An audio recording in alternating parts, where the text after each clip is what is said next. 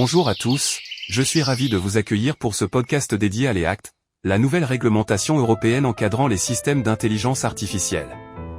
Aujourd'hui, nous allons nous intéresser aux obligations spécifiques concernant les chatbots et agents conversationnels, considérés comme des IA à risque élevé.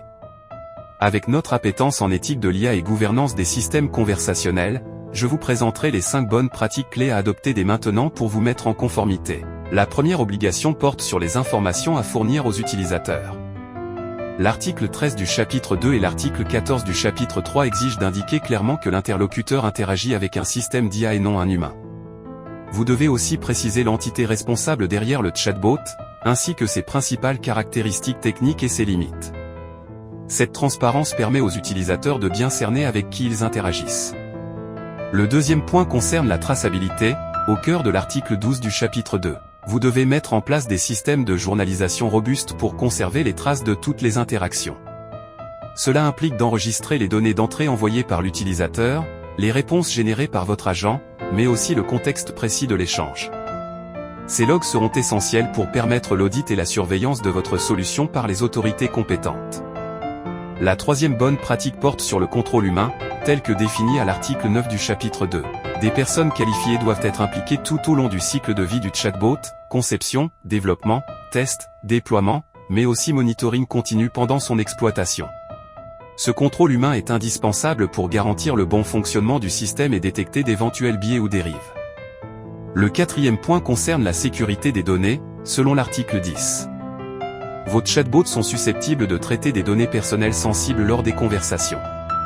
Vous devez donc impérativement mettre en place des mesures techniques et organisationnelles appropriées pour assurer leur protection, leur intégrité et leur confidentialité.